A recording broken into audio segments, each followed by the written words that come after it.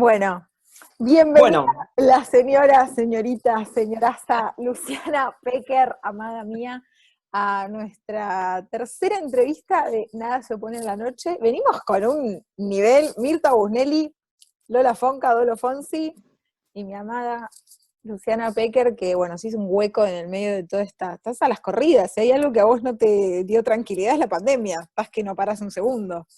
Así que gracias por hacerte el huequito y venir a compartir con nosotros a Nada se opone a la noche. Tremendo, muchas gracias a los dos. Y muy muchísimas, especialmente a Telmi, a quien quiero tanto y tenemos un amor tan entrañable para siempre. muchísimas gracias, Lu, por estar en este tercer programa. Si me permite mi compañera Telma, un día me va a decir que no me va a permitir, Depende, pero sí, depende. Bueno, Bien. es nuestra sí, especialidad. sí, yo por las dudas pregunto. Bueno, nosotros tenemos con Telma unas fuentes para estas entrevistas que nos van pasando datos, ¿no? Y uno de esos Fuentes, cuencos datos, son unas sí, fuentes. sí. Se nota, igual con Luciana compartimos el origen de periodismo de gráfica, así que el tema de las fuentes es algo que está siempre presente en nuestro vocabulario. Eh, Nos comentaban que, a ver si es verdad, que en 1987 estabas en la secundaria nacional número 6 de Belgrano y Sí. que en las clases de gimnasia que tenías que hacer, creo que 4 vueltas en 10 minutos Ah, y demás, vos, para hacerlo más llevadero, te pusiste un shortcito, ¿no? Pues considerando correctamente, además, que ibas a estar más liviana para hacer en el tiempo correcto esas vueltas. Y que la rectora te dijo que estabas pervirtiendo a las chicas y a los varones de la sí. escuela. Yo quería No preguntarte, estaba la imaginación para lo de las chicas hasta ahí. claro, yo quería preguntarte primero si era cierto, pero después si, digamos, estos fueron los hechos que a vos te abrieron el camino hacia el feminismo, digo, ya desde los 80 en la secundaria. Mirá, seguro que sí. Yo considero que no nos nombrábamos feministas en la secundaria, pero que tuvimos una lucha claramente feminista, pero además muy marcada por la discriminación de género, porque yo iba a ese colegio, se llamaba, bueno, el Nacional, es el mismo, por ejemplo, que Borges o Tinelli, digo, es un nacional que en Ecuador entre Paraguay y Mansilla, ahora no se llama más Nacional, cambió la denominación, pero era un colegio que era exclusivamente de varones hasta un año antes, o sea, fui la segunda generación de mujeres, ¿no? Eh, y la rectora, igual que todas las docentes, lo que consideraban un colegio, imagínate, ¿no? O sea, llegabas a la mañana, que era otro colegio, el Revolución de Mayo, y había todas jeringas en el patio, pero a ella les parecía que la heroína era un mal menor al lado de las mujeres, Y el ¿entendés? shortcito, claro. El shortcito era un escándalo. Yo, bueno, por supuesto lo tengo todavía hoy, tengo una anemia que es una talasemia genética, con lo cual puedo hacer, hoy estuve haciendo unas clases de gimnasia y todo eso intento no rendirme, pero, o sea, puedo hacer actividad física, pero me canso más que el resto. Entonces, eh, la verdad que hacer esas pruebas de gimnasia era lo que más me costaba de toda la secundaria y hacía como todo un preparativo para intentar darlas. Claro, las podía hacer, pero no en el tiempo que me establecían, ¿no? Y fui con Yorcito y me dijo eso y muchas más cosas de todo, ¿no? Éramos el demonio, el demonio. Después fui con una gran amiga, que es actriz, que se llama Eugenia Gerti, que tiene un año menos que yo, pero que fue una de mis grandes amigas del secundario y seguimos siendo muy amigas, a una plaza, a la plaza de Córdoba y Jean Lloré, y ahí yo estaba llorando porque realmente para mí era un tema de mucha angustia, y ahí sí una vecina nos vio y le dijo a su mamá, que se llama Marta, que también quiero mucho, que había un escándalo, pues yo estaba llorando con ella, entonces era como si fuéramos parejas, como si estuviéramos torteando. Nos perdimos de esa exquisitez en la vida, pero sí somos muy amigas, así que eran todos los demonios que permanecen hasta ahora, ¿no? Todos juntos, pero exacerbados, porque además ahí quién levantaba, yo iba a ir un poco a eso, ¿no? Como porque para mí y para muchas vos sos referente, y además de referente como ala, ¿no? En la que nos cobijamos y también pagamos costos, y vos pagas costos también por eso, por ser quien nos cobija. ¿Quiénes fueron así como tu faro, quién era la Luciana Pecker de Telma? ¿Quién era tu Luciana Pecker? Bueno, muchas gracias, Telmi, primero por lo que decís. Yo creo que es cierto que, a ver, que antes había una sensación más fuerte de soledad, ¿no? En el secundario eran claramente sí las amigas, ¿no? Y no estaba esta secuencia de las referentes, estos lazos intergeneracionales no estaban, ¿no? Y ahí lo vivía pero claramente con mucho dolor, ¿no? Y con mucha rabia, y nos oponíamos políticamente a eso. Digo, yo creo que tenía una concepción muy fuerte. Después, cuando empecé a escribir, si alguien a quien destacó mucho es a Dora Koledeschi, que fue la abogada pionera de lo que en ese momento se llamó la Comisión por el Derecho al Aborto, que ahora es la Campaña por el Derecho al Aborto Legal. A mí, bueno, me encantaría que se saliera la ley, sea la ley Dora Koledeschi, y más allá del nombre de la ley, o de, digamos, de un hospital, de lo que sea, pero me interesa sí tener mucho en la memoria, porque la nota que a mí me marca la vida en Editorial Perfil, en la revista Luna, es la de un amparo que había puesto Dora para que las mujeres tengan acceso a las ligaduras de trompa gratuitas, y me acuerdo mucho como Dora me dijo, ahora vamos por esto, ya vamos a ir por el aborto, bueno, y era el año 2008, tardamos, perdón, 1998, imagínense que tardamos muchos años, la revista hacía una campaña hacia los anticonceptivos en que haya ley de salud sexual y procreación responsable, que es la de la anticoncepción gratuita, muchos años después, y bueno, y sí creo que rescato mucho en Dora a un faro que me interesa mucho homenajear. Ahí también parte de nuestras fuentes nos comentaban otro dato. Estuvieron trabajando bastante nuestras fuentes, pese a que pese a que es cuarentena. Em, Nos comentaban, creo que también en esa época habían hecho una huelga de guardapolvos, ¿no? Que consistía básicamente, a ver si fue así, que los varones no tenían que llevar guardapolvos, ustedes que vos que contabas que eras la segunda generación, ustedes sí. ¿Fue así también? Exacto, sí, bueno, que bien tus fuentes y, bueno, los varones en la dictadura, por ejemplo, tenían, a pesar de ser una escuela pública, tenían que ir como con corbata, como si fuera el uniforme privado, pero cuando viene la democracia no, y cuando ingresamos las mujeres eran los varones como querían, los varones libres, las mujeres tapadas. ¿No? Guarda polvo, no sé si le dice algo. Y esto, y la rectora te decía, me acuerdo que te decía como que ibas y te podía agarrar como una infección vaginal. Yo tenía toda la imagen como si vinieran serpientes, ¿no? A contaminarme, me quedé siempre asqueada con esa imagen. Y por eso teníamos que usar Muy, guardapolvos. muy Hicimos una bíblica la huelga de imagen. guardapolvos, las 70 pibas, o sea, me parece digo, un acto muy claro, ¿no? De rebelión política y de organización. No es que digo, bueno, a ver, se nos ocurría alguna idea de que algo estaba mal. Por supuesto, nos suspendieron a todas. Años después siguió esa lucha. Yo, como periodista, he cubierto la lucha de las pibas en contra del guardapolvo en la revista Luna y en las 12 de Página 12. Eso ya no existe. Sí existe, por supuesto, la discriminación a las pibas por cómo se visten, que en general con los varones lo que dicen es que no lleven camisetas de fútbol, pero eso la verdad es que no incide en su cuerpo, ¿no? En cambio, sobre las mujeres todo el tiempo es lo que, lo que te llevas puesto, si muestra tu cuerpo, te hace culpable de lo que te hacen o te van a hacer. Pensaba que fuerte esto que decías de la imagen de las serpientes, porque inevitablemente me viene como la idea de lo que nos metieron en la cabeza con Adán, Eva, esa serpiente, esa manzana, ¿no? Como en algún lugar inevitablemente sepas más o menos de religión, hay como algo que está súper instalado en el imaginario colectivo que nos remite a eso. Sí, completamente, ¿no? Bueno, vos sabés que también en el Centro Estudiantes había una revista y poníamos como las frases de los profesores, ¿no? Que estaban mal. Y una de esas era sobre la religión, ¿no? Me acuerdo de una profesora de historia decía, bueno, puede ser católica o judía, pero no puede ser atea, ¿no? Entonces, era un colegio público, pero todo eso sucedía y sí, está ahí la serpiente como que realmente te hacen sentir que tu cuerpo es el culpable de lo que provoca o incluso de lo que no provoca, de lo que puede y de lo que no puede. ¿Crees que eso Siguiendo, lo...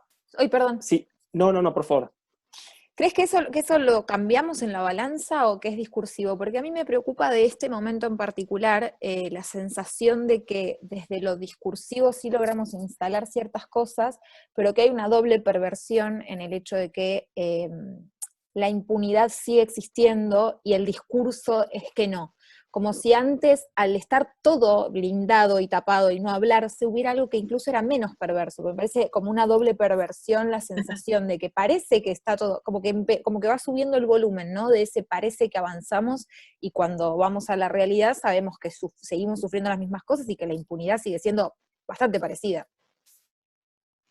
Bueno, Telmi, con vos tenemos una sintonía absoluta porque además hablamos mucho y entonces vamos haciendo análisis más finos sobre la realidad, ¿no? Que da para mucho. Creo que es excelente este análisis que haces y creo que conviven las dos cosas, ¿no? Si podemos comparar, yo tengo 46 años, la generación de las adolescentes en ese momento y ahora realmente antes pasaban con impunidad cosas que ahora están mal vistas o muchas no se pueden hacer. Creo que sí estamos frente ahora en particular un escenario post Ni Una Menos, post Me Too en el mundo, y muy particularmente en Argentina, post, mirá cómo nos ponemos, o muy específicamente, y realmente te lo digo a vos porque estás acá, pero lo digo en todos los contextos, y lo creo así, post especialmente tu denuncia en el sentido de la repercusión pública y la incidencia que tuvo, por eso de revancha en general, de revancha también muy en particular contra vos, cosa que por supuesto sabés que me enoja y me enfurece muchísimo, porque el efecto social ha sido enorme.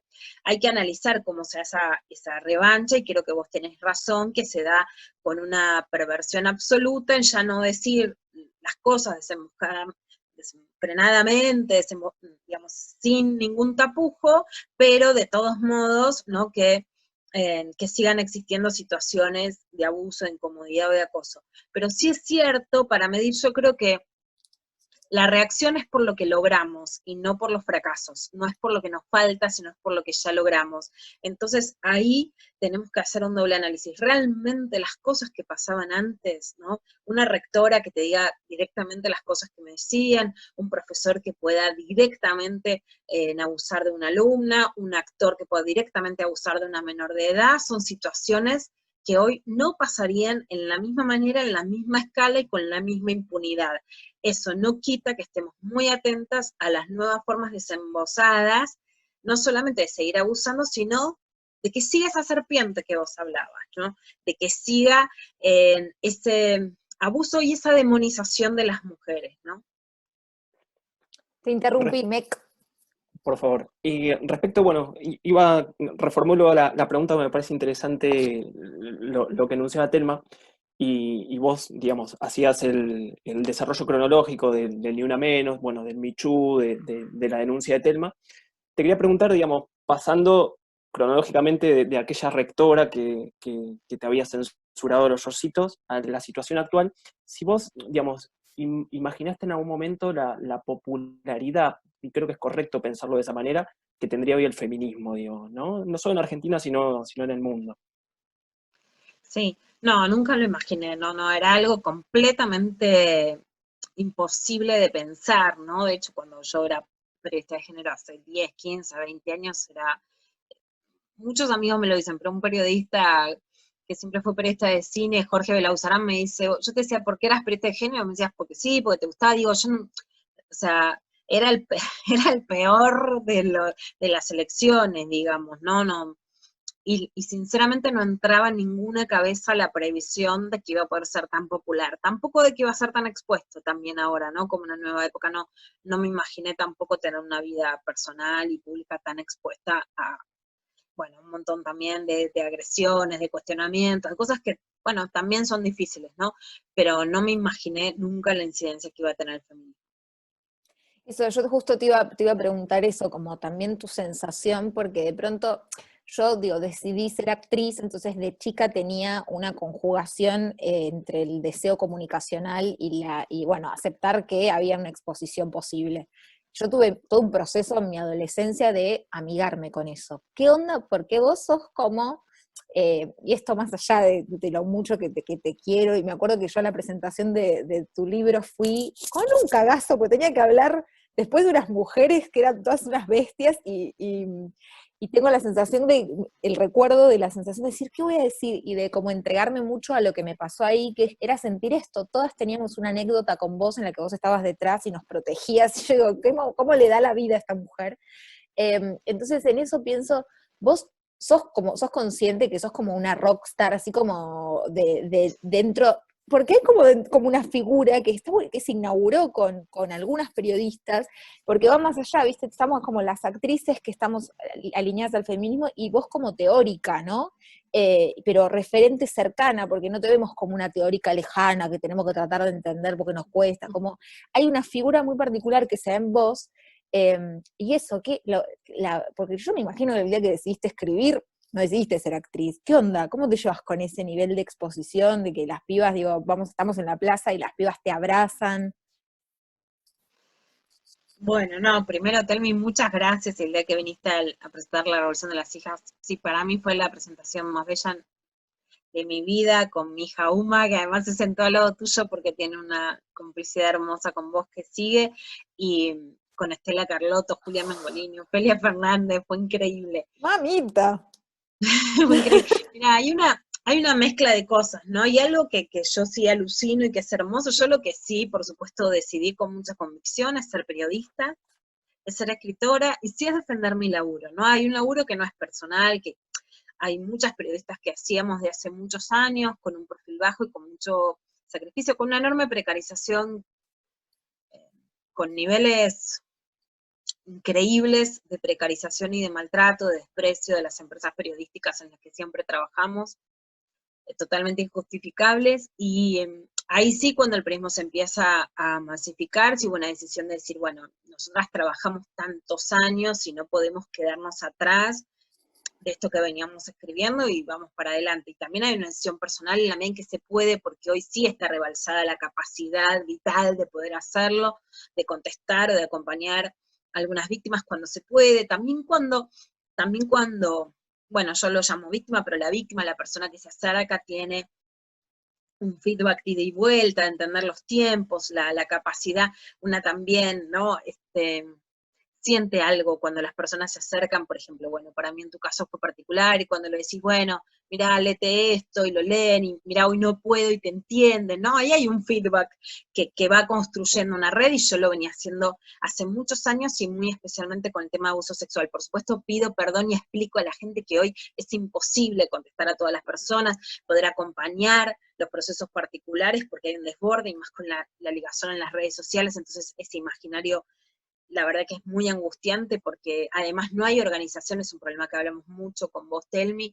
O sea, no solo falta la presencia del Estado en general, en particular en los femicidios, muy en particular con los abusos sexuales, soy muy crítica de la ausencia del Estado en esta temática en particular, y, y muy en particular tampoco hay organizaciones. Pero la verdad que sí hay algo, digamos, hay algo que me gusta de la cercanía con las pibas. Ir a la marcha, especialmente cuando me dicen leí tu libro, es algo que me alucina, y algo que tal vez es de las cosas más hermosas, es que frases mías estén en las pancartas en las marchas, ¿no? Eso es como, bueno, eso ha sido el sumum, porque, por ejemplo, el feminismo del goce, o frases, ¿no? El sexo no es para que te maten, en la marcha por el femicidio de Lucía Pérez, una noche que, digamos, una nota que yo había hecho y que se convierte en pancarta, cuando hicimos el paro de mujeres dentro del macrismo, la CGT, eh, toma el té, las mujeres la calle, digo, eso es muy emocionante, porque hay un hilvanado entre la narrativa periodística y la calle que es alucinante. Y hay un lugar como de exposición, de ser parte de críticas de cualquier cosa, de una demanda que es imposible como si una fuera el Estado, una cosa muy cizañera, que eso lo vivo mal, lo vivo con mucha angustia, e incluso claramente en un momento de retroceso, ¿no? O sea, de, como muchas, algo que me parece más políticamente muy peligroso, en el sentido de que creo que, por ejemplo, sí veo en estos días que estaba analizando, y una menos,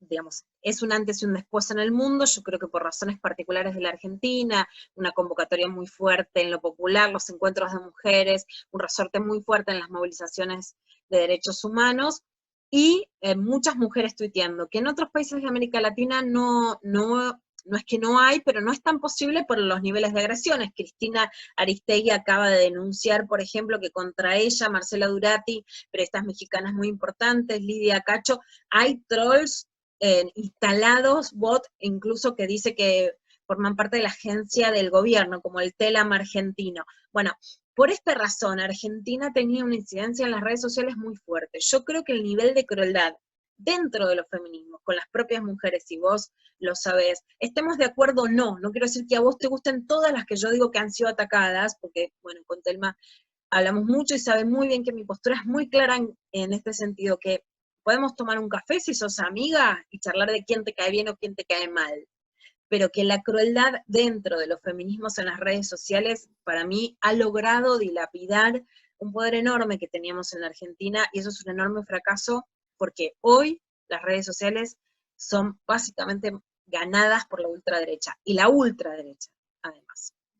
Entonces, eso sí, por un lado me tiene mal, me expone, y como muchas otras daría un paso atrás, ¿no? O sea, trabajo y no lo dejo de hacer, pero sin duda genera una sensación que no me gusta, digamos, ¿no? O sea, estás expuesta a cualquier cosa y de una manera muy fácil. Hoy, por ejemplo, publiqué una nota en Infobae sobre el nuevo negacionismo en toda América Latina. Me dicen, ¡ey, de Argentina no hablas! Yo publiqué un screen, en la nota hablaba de los femicidios en Argentina, lo cual la gente se critica sin leer la nota. Bueno, eso es lo mínimo y sabemos que pasa siempre. Pero eso genera un desgaste que te da ganas de irte para atrás, ¿no?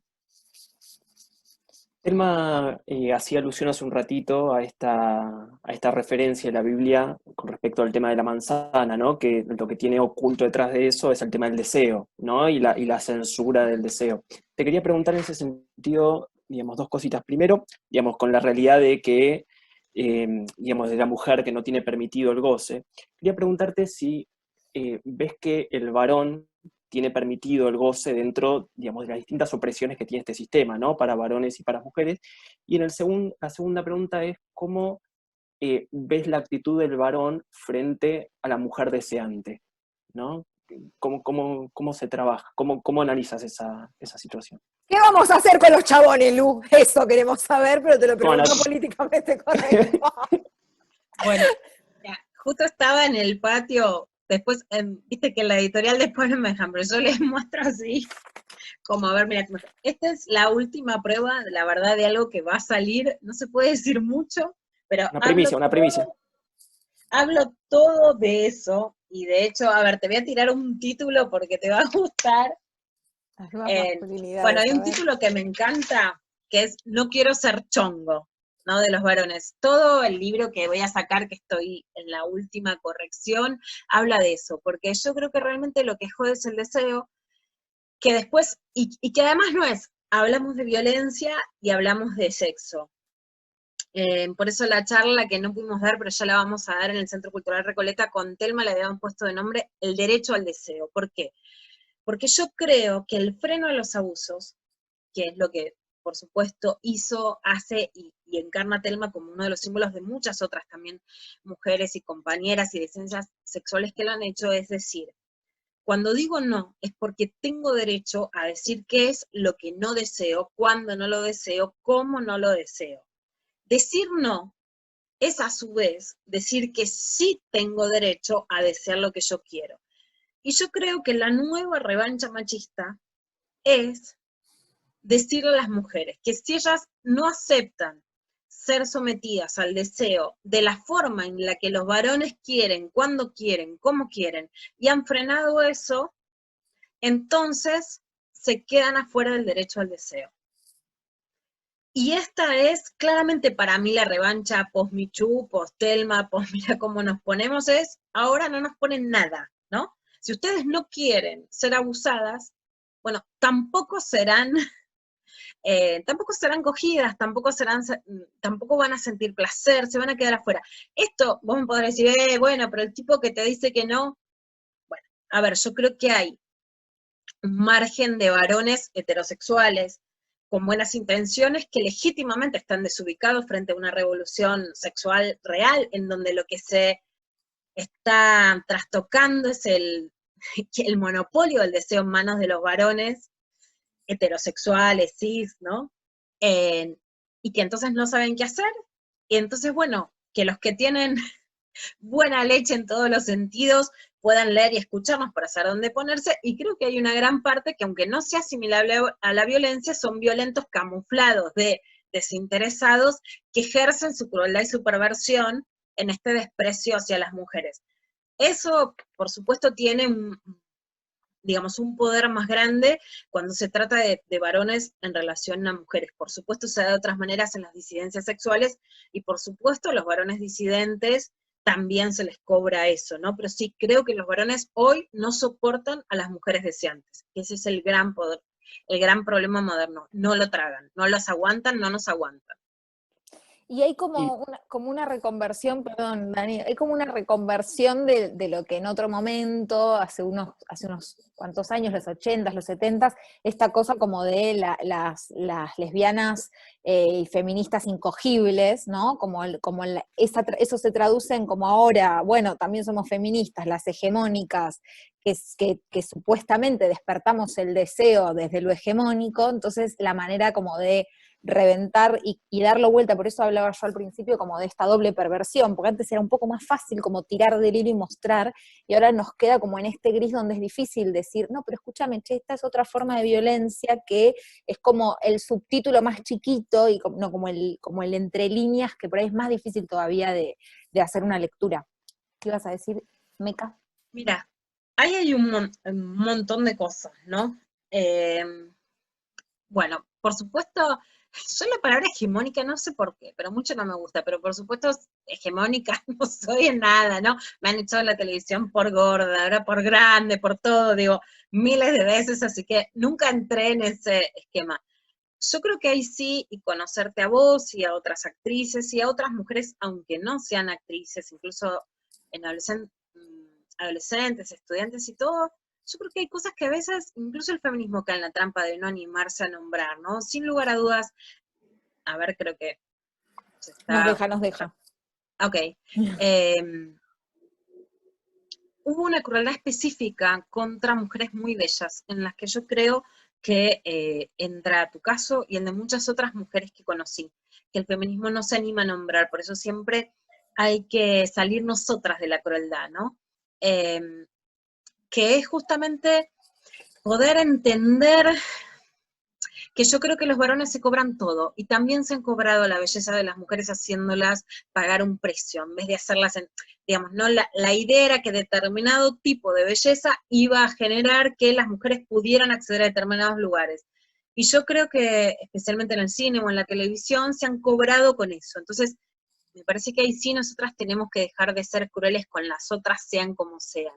Por supuesto, la televisión, el cine, yo lo he sentido, lo he sufrido, y además me duele mucho, ¿no? A mí no estoy para nada superada de esa situación.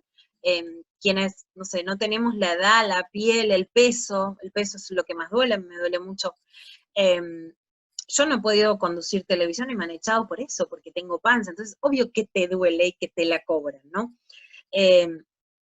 Eso en relación como la idea de belleza, pero sí creo que esa idea a mí me sorprende mucho cuando supuestamente lo que te dicen es que la belleza atrae y que sin embargo haya mujeres que sufren tanto a pesar de tener esas características, ¿no? Porque ahí claramente sí lo que veo, bueno, esto es una revancha.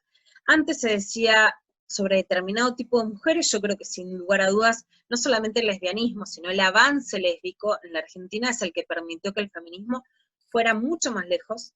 No solo les agradezco, sino que creo que sí, que no, que salirse de la heterosexualidad obligatoria fue la fuerza que empujó el feminismo de salirse de la necesidad de ser miradas por los varones, y que por eso la dicen incogibles, y cuando la torta dicen, sí, incogible, decís, realmente ha sido una liberación superadora de la heterosexualidad, ¿no? Sin lugar a dudas.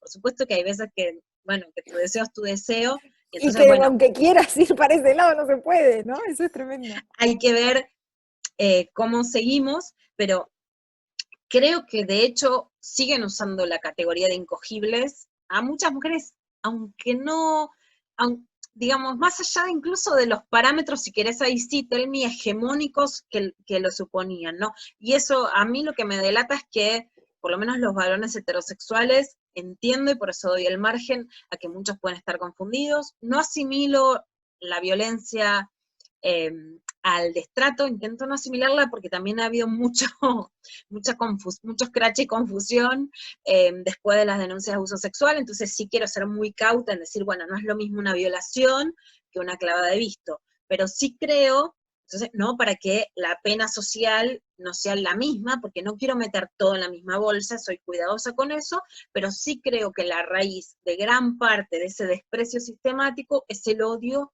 a las mujeres deseantes. Sí, no, en realidad quería recordarte la primera parte de la pregunta que me parecía importante formular era, digamos, cómo pensabas, digamos, el lugar del varón y si ves que tiene posibilidades de goce también, digamos, dentro de las distintas opresiones que dominan la sociedad, ¿no? Digamos, pensar esa problemática. Mira, yo creo que, por supuesto, a ver, el feminismo intenta la liberación de las mujeres y de las disidencias sexuales, y que hay varones con los que no se puede, digamos, conciliar, porque hay situaciones de violación, de femicidio, de violencia muy graves con las que no puedes hacer acuerdos. Pero básicamente yo creo en un feminismo que transformador, por lo tanto que en donde haya varones adentro y en donde en la medida en que las posibilidades y los contextos lo permitan, no en situaciones de violencias graves, permita la transformación y el diálogo con los varones. Y lo que yo quiero es que, digamos, que los varones gocen sin que el goce esté dado en la perversión de poder ser dueños o amos de las mujeres y de las disidencias sexuales, por lo que yo creo que el feminismo va a traer o traería más goce todavía a los varones, tanto a los varones heterosexuales como a los gays, a las disidencias, etcétera, ¿no? Más goce de compañerismo, más goce cediendo privilegios, más goce escuchando, no más goce de la misma manera en la que gozaban antes. Si estaban más cómodos como estaban antes, no, ¿entendés? Pero tanto en las relaciones sexuales, en las relaciones amorosas, en las relaciones laborales, mi utopía es de varones gozosos más que antes, no menos que antes. Yo con esto siempre, a mí me parece súper interesante, mira cómo llegamos sin haberlo planeado con Dani a esto, pero yo te quería quería abordar este tema sobre en los hombres la idea, viste que hay como una idea errónea de que el hombre es feminista en el sexo si goza con el goce de la mujer. Es intrincado lo que estoy diciendo, yo sé que es Sí, sí, complejo, te pero sigo. viste como esta idea de, no, porque si yo a vos te hago acabar tantas veces, yo disfruto con eso, como que finalmente vuelve a estar tomado y vuelve a ser poseído por el hombre, el goce y la mina. Viste que hay como una rosca en eso y un falso feminismo en creer que si ese es tu posicionamiento, entonces ahí hay un feminismo. ¿Lo ves eso? Lo veo, te sigo. Yo creo, a ver, por un lado desde la revolución, la verdad es que, por lo menos cuando yo era chica, los varones eran más democráticos que ahora. Mira. Pero sí hay algo de que cuando se empieza a cuestionar, eh, por supuesto, la sexualidad en manos del deseo de los varones, tal vez lo que más salió, que es, de hecho, supongo que estamos todos además viendo series, viendo películas, por ejemplo, lo que más ha cambiado en el imaginario artístico es el sexo oral a las mujeres, ¿no? El gran gesto progresista es que ves en muchas películas son, bueno, estos temas que vos sabés que soy muy regatonera, así que me encantan, el de Bajá, como es la canción Ay, del mismo. no, yo soy, espera, ya me va a venir. No, la tengo, pero bueno, eh, es No, la apelación al sexo oral, desde el programa de Sonia Braga hasta si ves ahora a Valeria con los galancitos bajando, que no es tan fácil, ¿no? Chupar el coño, para decirlo en español, en un baño, no es una escena muy habitual, es más complejo que lo otro, no es más malabarístico, pero sin duda, digamos, la escena porno que ha cambiado por excelencia es la escena de que las mujeres quieren y que los varones hacen más sexo oral a las mujeres. Eso está bueno, pero es como si todo su mundo se hubiera reducido a eso, ¿no? Yo creo que hay una parte en la que si el varón de verdad goza con el goce de la mujer, ahí hay algo que es verdad que está sano, que está bueno, que es que, pero no es que está bueno porque él es generoso, está bueno porque hay una calentura mutua, ¿no? Que se produce, no porque tenga que ser un esclavo, un dominado. Bueno, creo que eso está bueno, pero sí hay mucho de pose. Para mí, por ejemplo, la cantidad de escenas de sexo oral a mujeres son una pose, ¿no? Son una pose como de, para mí que entendieron como, ok, había que Por acá. hacérselos, punto, se terminó ahí, el feminismo, una chupada y listo. Escucha, ¿viste? ¿Sabe? No, sí, dale, dale. No, no, no, no. ¿Viste Poco Ortodoxa, Tranqui. Lu? Sí, la vi. A mí hay algo que me parece fantástico, la nombramos hace poco como una de nuestra sección de recomendación, y a mí hay algo ahí que me parece fantástico sobre el final, pero sin spoilear, en relación a que está toda, digo, las 4 capítulos son la batalla, ¿no? De ella y el recorrido para salir como de la opresión, y yo particularmente creo que es un momento re importante para sacarnos de encima la idea de que por lo cultural permitimos ciertas violencias hacia la mujer que son aberrantes. Digo, no hace falta irse tampoco a los judíos ortodoxos, digo, también, por ejemplo, yo escucho historias de Bolivia, donde es lo natural y dentro de su cultura, los padres o los abuelos inician a las niñas bueno, me salió violación, y las inician en la sexualidad porque obviamente es una violación, ¿no? Esta cosa de perdonar y ponerles el paraguas de, bueno, están dentro de su cultura, entonces está permitido. Por un lado, esa serie me parece que es bárbara abordando eso, pero lo que me pareció muy piola también es cómo te muestra al hombre doblemente encerrado, ¿no? Porque la mujer está como en ese grito y él incluso tratando de salir de ahí diciendo, sí, yo veo que hay una posibilidad de amor diferente, igual es doblemente difícil, digo, porque a mí me parece que realmente vamos a dar un cambio cuando encontremos estas nuevas masculinidades. Y me parece que hay algo muy piola en esa serie, ¿no? En relación como a esto de mostrar al hombre doblemente oprimido en algún punto. Sí, está bueno lo que decís, ¿sabes? Yo creo en eso, ¿no? En la serie, bueno, ya lo que se ve al principio es como una sexualidad muy reprimida. Es cierto que yo creo que parte del éxito es volver a, volver a ver mujeres, digamos, situaciones como de opresión muy clásicas, porque es como, bueno, esto era, ¿no? Porque hoy son mucho más difusas, como vos decís, y además yo creo que lo que pega también es que ella tiene un claro deseo que va más allá de su vida sexual o amorosa, de poder seguir sus propios deseos, ¿no? Profesionales, artísticos, etcétera. Porque yo creo que hoy sentimos que eso tiene tanto costo que de algún modo se nos desalienta. Y claramente, digamos, también está bueno que hay figuras de varones que no disfrutan con tener que ocupar ese rol y no disfrutan además claramente incluso del acto sexual, ¿no? Que, ¿Qué lugar de placer hay si no sos un perverso? Que es verdad que también había más perversos de los que creíamos y que disfrutaban del dolor ajeno, pero en general apuesto a que no, qué lugar hay de goce en ocupar ese lugar, y yo sí creo en el mismo sentido de lo que me preguntaban antes, que los varones pueden redescubrir un lugar de goce, ¿no? Lo llamemos nueva masculinidad, o lo llamamos como querramos, lo llamemos, digamos, con todas las deconstrucciones y con las incoherencias, incorrecciones, traspiés que hay en el camino, ¿no? Pero sí creo en eso, en un camino que los varones también tengan su propia liberación. Sabés, Lu, que como con Telma nos gustan las emociones fuertes, uno de los temas que solemos abordar en el programa es la economía, ¿no?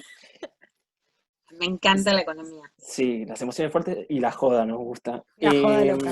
Sí, la joda loca. Y uno de los temas de las preguntas que se, que se nos presentó en el último programa, era cómo, formularlo así, digamos, cómo se puede pensar un país, una sociedad, etcétera, donde, digamos, se paga una deuda extraordinaria y a la vez se necesitan recursos, por ejemplo, para la emergencia de la violencia de género.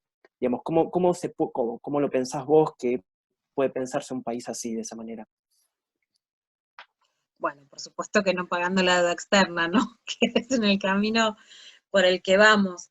Eh, no, yo pienso que no se puede, básicamente que no se puede pensar la igualdad de género en un país con por un lado desigualdad económica y por otro lado con una dependencia económica hacia los países centrales tan fuerte, ¿no? Eso está claro. O sea, por un lado con una distribución de la riqueza que es tan desigual y con una concentración de la riqueza tan fuerte como la que tiene la Argentina, con una dependencia externa tan fuerte, con un endeudamiento, con aprovechamiento de esos capitales, no se puede pensar salir de la desigualdad, por supuesto con un Estado presente. Puntualmente sobre la violencia de género, yo creo que las medidas que hay que tomar y el mayor presupuesto, no hay que esperar a que las vacas vuelen en el sentido de yo creo en un mundo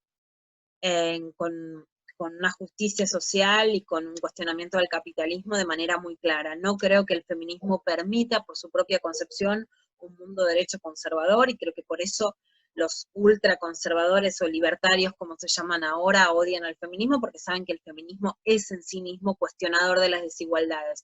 Sí creo igualmente en reclamarle, aún con las limitaciones que tiene un Estado como el actual, creo que se necesita más presupuesto ahora, y creo que se necesita mejor gestión de ese presupuesto ahora. Sí, en ese sentido pensaba también lo que nos pasa cuando hacemos los reclamos, digo, cuesta mucho por ahí hasta que te vas metiendo, hilando un poco más fino, hacemos los reclamos mucho en este país a nivel nación, y después cuando te adentras te das cuenta que en realidad la gran articulación es provincia por provincia, que ahí hay una necesidad, por ejemplo, si logramos la aprobación de la ley, del aborto legal, seguro y gratuito. Y así nos pasa, y que también este fue uno de los temas que abordamos en el último programa en relación a la negación al acceso a la ILE que le dieron a María. María es el nombre fantasía, si vale decir esa palabra en este contexto, a la niña en Santiago del Estero, donde claramente hay algo que territorio por territorio es muy diferente en nuestra Argentina, y que muchas veces por ahí también nosotras nos comemos bueno, no vos, digo, creo que a esta altura no yo porque me fui metiendo, pero sí cuando estamos como en una cosa más de masa, nos comemos la idea de que el termómetro correcto es el de la capital, y después cuando vas territorio por territorio hay una diferencia muy grande. Hablábamos de lo que pasó en Santiago del Estero, ¿no? ¿Cómo caes? Depende, si tenés la suerte de que te toca un médico o una médica con perspectiva de género o no, y en base a eso el futuro de una niña que va a convertirse en madre cuando no tendría por qué. Exacto, sí, lo que pasó en Santiago del Estero fue que los médicos le dijeron además que tenía un periodo gestacional que no tenía, y no le avisaron que por ser una niña violada tenía derecho a un aborto legal en la Argentina.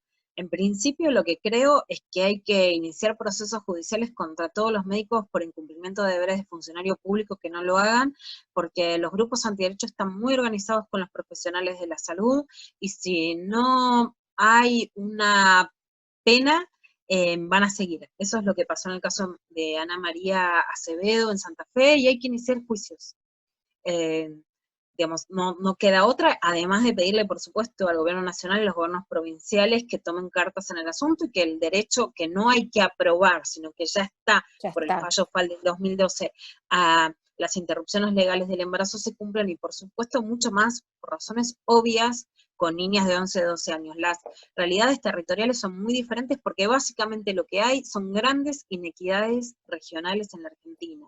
Por ejemplo, en Formosa no hay un solo muerto por coronavirus, igual que en Catamarca, y en Formosa sí se murió una mujer por la clandestinidad del aborto.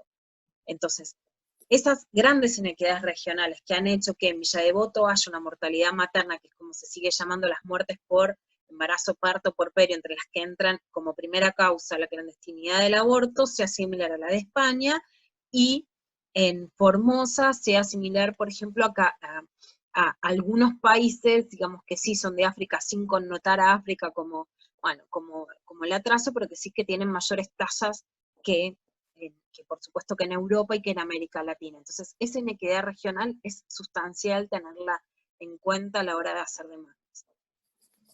Yo hago la última pregunta, creo que ya estamos más o menos en hora y le dejo el cierre a Telmi. Digamos, precisamente vos estabas hablando de la inequidad. ¿Crees que, digamos, la inequidad laboral entre varones y mujeres, digamos, más castigadas las mujeres en la precarización laboral, digamos, es como un caldo de cultivo para la violencia de género? Sin lugar a dudas, eso no hay ninguna duda. Mira, eh, para irte de la violencia necesitas dinero, y si no hay dinero no te puedes ir. Eso es algo básico, el Estado tendría que subsanar esa realidad, pero no lo hace.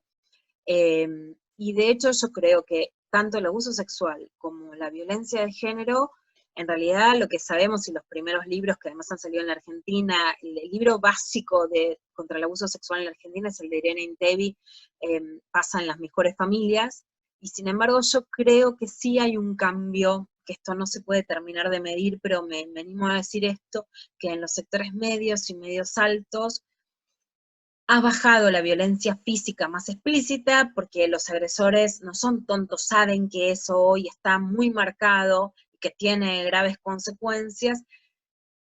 Para mí sí la han traducido a otras formas de violencia más invisibles, o por lo menos menos escrachables, o menos y menos judiciables, y que sí se mantiene o crece en los sectores populares, y eso permite todavía más impunidad y más arraigo. Eso es peligroso desde ya y en todos los tiempos, pero va a ser muy peligroso post-coronavirus, porque, por ejemplo, una nota que hice la semana pasada del CIPEC marca que el 52% de las mujeres argentinas están en riesgo económico, ya sea por la informalidad o porque tienen trabajos que necesitan una proximidad alta. O sea, por ejemplo, las trabajadoras domésticas, 7 de cada 10 tienen que trabajar para ir a trabajar en tren o colectivo, y además no pueden hacer teletrabajo, ¿no? Quienes limpian casas. Entonces, por el riesgo de perder los trabajos, por el riesgo de ser informales, por el riesgo de contagiarse, están más en riesgo, y ya las encuestas en España muestran, por ejemplo, que han perdido más el trabajo las mujeres que los varones,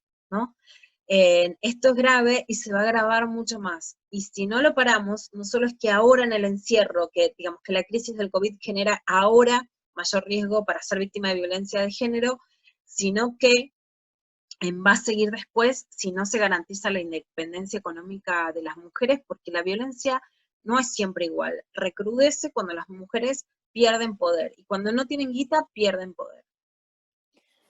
Sí, eso claramente pasa sin importar, digo, en cada uno de los estratos, ¿no? A la mujer que le da miedo hacer la denuncia porque después el tipo la puede arreglar desde lo económico, y a nosotras mismas, digo, cuando nos toca ayudar, que muchas veces en vez de pagarle a una abogada, aceptan la guita del tipo, porque hay una perversión en eso, porque, digo, se une a lo que vos decías del sistema capitalista en el que vivimos. Entonces muchas veces la mujer, incluso cuando logramos sacarla de la casa, vuelve porque por ahí no se puede bancar un alquiler sola. Evidentemente hay que subsanar eso, y lo difícil que va a ser en este contexto, ¿no? Donde las que ya estaban caídas, ahora están enterradas, y muchas de la clase media incluso están cayendo, y va a ser muy difícil esa salida, ¿no?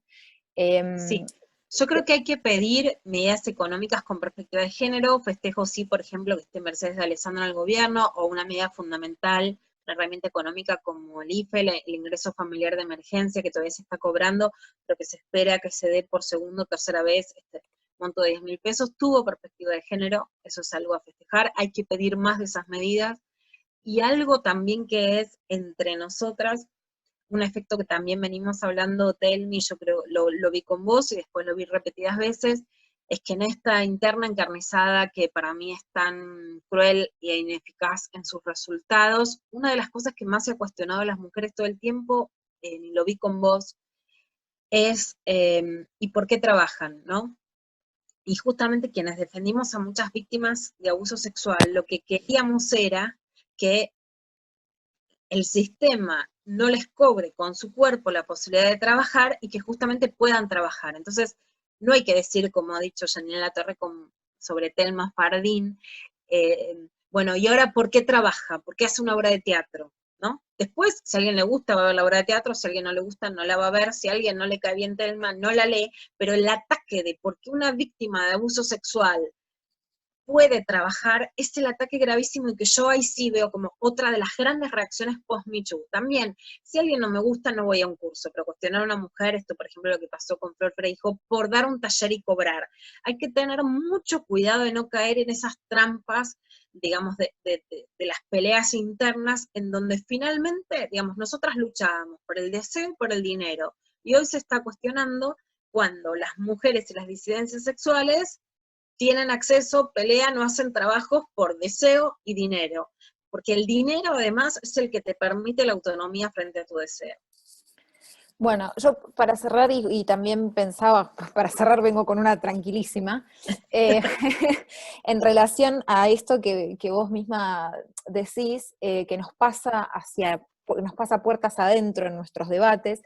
Justo yo en este programa, o sea, en el programa y la que corresponde a esta entrevista, recomendaba Ninguna mujer nace para puta. Ese es uno de nuestros grandes debates dentro del movimiento de los feminismos, y ahí es donde yo creo que lo más importante siempre es escuchar para aprender y tratar de entender el posicionamiento de otro, y después, bueno, una tiene, ¿no?, como sus banderas, y que también me parece que ahí es donde las discusiones es interesante que las sigamos dando hacia adentro y que no nos matemos hacia afuera, que es lo que pasó, y que me parece que viene hilado a todo esto que vos decís, muy claramente con Jime Barón, que hizo, puso sobre la mesa uno de nuestros debates más controversiales, y que además había un lucro económico con eso, y está bien, porque finalmente, como lo que se nos critica es eso, cuando la cantidad de horas que nosotras le dedicamos es mucho, y ponemos el cuerpo y la cara y nuestra carrera a disposición. Entonces me parece que ese es un tema que nuclea, y que a mí me sorprendió el nivel de debate. Yo pensé que iba a ser otro el nivel de debate en relación a la temática. Me sorprendió el nivel de debate, y lo que me preocupó particularmente es que, más allá de poder darnos la posibilidad como sociedad de debatir abolicionismo, regulacionismo y entender ese mundo desde más adentro, porque si hay algo de lo que estamos afuera por completo, incluso las mismas feministas, es ese tema, hasta que escuchamos a quienes vienen de la entraña misma. Qué terrible fue que terminamos hablando de Jimena Barón en vez de la temática, ¿no? Esto que nos pasa mucho, y que creo que tiene que ver con esto, con que ella pudo además hacer dinero en relación a su imagen, a su música, que representa una temática en particular, y que sé que a vos te atravesó mucho, lo charlamos mucho, y cuando bombardean nombres propios vos te involucras muy de cerca. Sí, Telmi, vos sabés muy bien que mi enemigo es la crueldad, y no tengo ninguna duda que esa crueldad sistematizada contra todas las mujeres que, digamos, que son puestas en el lugar de polémica para bajar alfiles, y eso realmente ha sido una pura ganancia de la ultraderecha, pero de la ultraderecha, del neofascismo, digamos. Ahí lo que creo, más allá de poder, digamos, una cosa es discutir legítimamente lo que querramos, pero en el sentido en el que estamos hablando, digamos, el debate feminista es cháchara, y lo que pasó es que está avanzando la ultraderecha y que nos ganó. Y que el nivel de crueldad sobre las mujeres, estemos de acuerdo o no, si te gusta escuchar la canción, si no te gusta lo charlas con tus amigas. Ahora, el nivel de crueldad, de daño y dolor que produce, en vos cuando te atacan, en Jimena Barón cuando te atacan, en muchas, en mí también me ha pasado, genera que nos bajemos del discurso público, que nos ataquemos entre nosotras, que quedamos realmente lastimadas, y eso es una derrota. Hoy tenemos una derrota, sin lugar a dudas. La crueldad es una herramienta de derrota que ha usado el feminismo, como ha pasado con la izquierda en otros momentos, y que lo único que genera es dolor, no es cierto el debate. Lo que es cierto es que, digamos, el único ganador de ese debate es la crueldad. Por supuesto que me parece mucho más grave, primero la crueldad, hacer mierda a otra, y me parece gravísimo cuando me preguntaba si alguna vez soñé con la incidencia del feminismo. No, eso es mucho más maravilloso, pero ¿para qué lo soñé? Justamente para que una piba que fue víctima de violencia de género hoy no tenga que depender de la guita del ex marido. Ese es mi triunfo, primero y principal, ¿no? Incluso después que haga lo que quiera, pero el triunfo es que una piba gane dinero. ¿Cómo voy a demonizar que gane dinero, no? Eso es increíble y es malísimo. Y creo que el feminismo no se dio cuenta y se come, hablando futbolísticamente, se come la mague de que estamos discutiendo algo, porque ahí sí creo que la supuesta democratización de las redes sociales es una mentira, en donde hay un montón de personas anónimas que no están expuestas, y por eso discuten sobre la nada misma, ¿no? Es como alguien, no sé, yo esta semana escribí una nota que sobre femicidios en Argentina, y vengo denunciando lo que pasa en Argentina todas las semanas, dice, no, porque digamos, hay como que las redes sociales son un parque de diversiones al que todos se suben y les parece divertido. Bueno, la argumentación sobre quién te cae bien, sobre qué hizo, sobre quién te gusta o qué opinás es un amague, entendamos eso. La verdadera disputa es ¿Feminismo o ultraderecha? Punto. Hoy ganó la ultraderecha y el feminismo está retrocediendo. Eso, sin lugar a dudas, en las redes sociales, eso es un fracaso, o resolvemos no matarnos entre nosotras, o políticamente es una derrota. Después, por supuesto, sobre la otra temática, me parece que hay mucho que hablar, hay mucho que leer, y escribí mucho como periodista, tengo mis opiniones, especialmente mucha información. En este momento creo que es un momento además de crisis donde me preocupa que quienes se definan como trabajadoras sexuales puedan sobrevivir y estar bien en un momento tan preocupante. Mucho para hablar, pero en otros términos que no sean una trampa.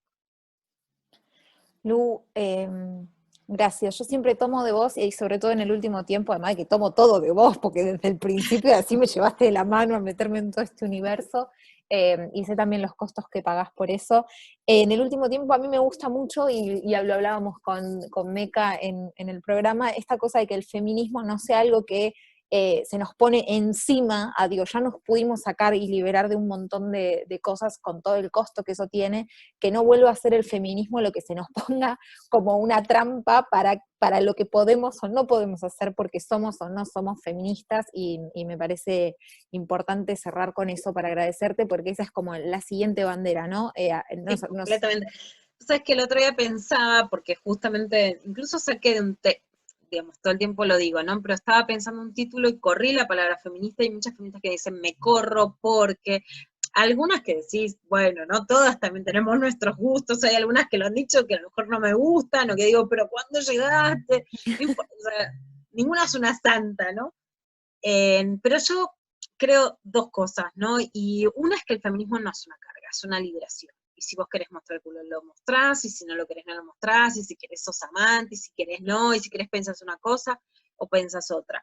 Pero sí, en relación además a tu pregunta, es que yo soy de una generación donde pagamos muchos costos por nombrarnos feministas, por hacer periodismo feminista, lo seguimos pagando, de hecho, ¿no? Me llegan unos mails, ayer me dijeron, basta de arruinar el mundo, de fomentar la guerra de los sexos, y encima me decían, de usar aros, como si fuera de ser la gente cubierta por usar aros. Pero pagamos muchísimos costos. Antes era una mala palabra ser feminista, entonces ahora también tener miedo a usarla, porque te van a decir, vos estás usando el feminismo en nombre de otras feministas, es claramente un retroceso, esto, ¿no? Y también es esto, digamos, estamos en un mundo que no solamente está en crisis y por el coronavirus, sino donde lo peor es que el capitalismo ya ha fracasado y que no tiene reemplazo. Claramente, el feminismo por lo menos es un movimiento que lo cuestiona todo, no tiene las soluciones a todo, pero sí al cuestionarlo todo es el movimiento que hoy pone en jaque al sistema hegemónico, capitalista, machista, en un momento de retroceso mundial, pero muy especialmente en América Latina, muy denso, ¿no? La nota esta semana sobre el negacionismo de la violencia de género en América Latina. Entonces el feminismo no es un lastre, ni tiene que dar respuestas a todo, ni nosotras tenemos que dar respuestas a todo. No somos heroínas, ni santas, ni nada. Somos mujeres que buscamos nuestra emancipación, equivocadamente o no, nos podemos equivocar además, que reivindiquemos el derecho al error, digamos, y creo que en ese sentido tenemos que seguir entendiendo el feminismo como una liberación, y como decía antes, no comernos ni el amague, ni comernos una derrota, porque todavía hay mucho por avanzar. Hermosa, millón de gracias. Para mí es un placer, pero yo estoy como charlando, tomándome un mate con vos. Meca, te dejamos participar. Yo le ¿Cómo nos conté portamos? todo. No, fue muy integradora la entrevista, y la verdad que, no, además es entiendo que es el espíritu digamos, de lo que está desarrollando Luciana, ¿no? Digamos, que haya una combinación de fuerzas, ¿no?